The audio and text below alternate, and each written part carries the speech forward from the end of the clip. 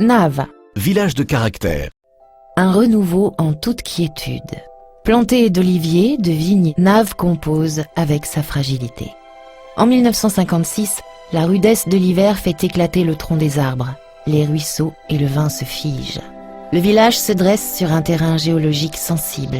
Le millefeuille de calcaire et d'argile est instable quand il se gonfle d'eau. Naves a donc travaillé à sa consolidation. Le socle de l'église Saint-Jacques a été renforcé pour éviter au clocher de chavirer, comme l'ont fait quelques maisons situées en bord de falaise. Afin que les rues ne se transforment pas en torrents les soirs d'orage, elles ont été caladées. Interdites à la circulation automobile, vous y croiserez un pittoresque cortège de brouettes rempli de commissions. Autre atout, vous êtes dans un écrin de culture méditerranéenne qui délivre un festival d'essence. À vous le parfum des chèvrefeuilles d'Étrurie, de l'aubépine et du cornouiller sanguin.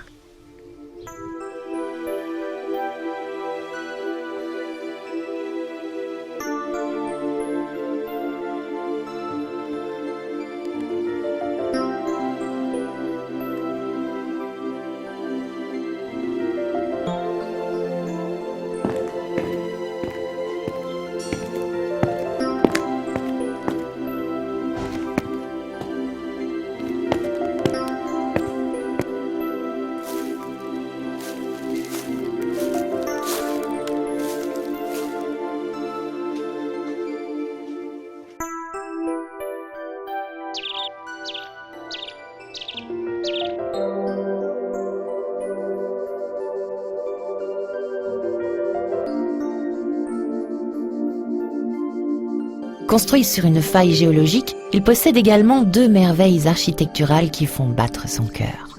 Au Moyen-Âge, un château grandiose a été construit. Selon la légende, il comptait autant de fenêtres que de jours dans l'année.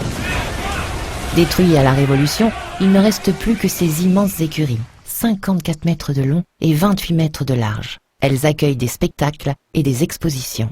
L'autre star, c'est l'église de style néo-gothique flamboyant qui a servi de décor au tournage du film Le Missionnaire. Enfin, au cœur d'une nature dominée par le bois de paille-olive, l'art brut est roi. Le festival Banard, art singulier, art d'aujourd'hui, est organisé depuis 2006.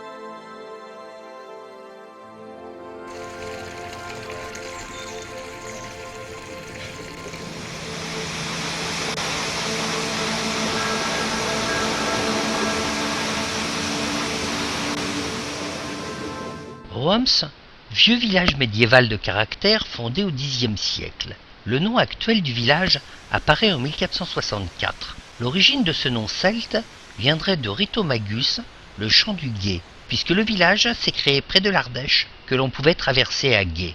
Les documents officiels sur Rohams datent du Xe siècle, de l'époque de la fondation du prieuré.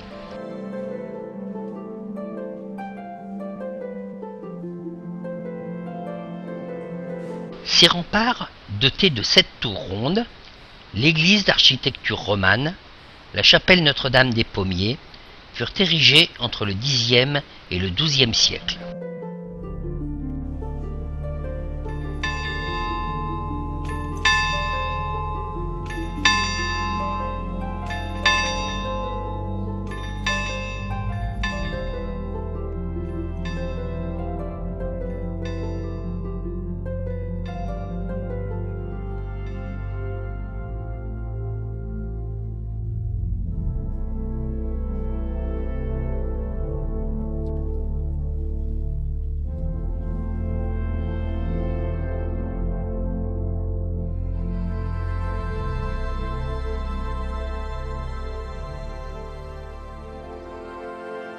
Les pierres parlent à Balazuc la fortifiée.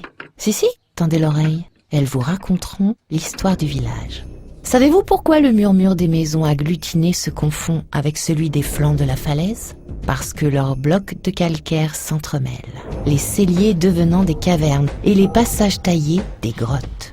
Au Moyen-Âge, le village assure sa sécurité. Château, église, donjons et remparts. Mais si les pierres protègent des envahisseurs, elles abritent aussi des sorcières. La trouée de la Fachinière porte le nom d'une ensorceleuse capable de vous jeter un mauvais sort.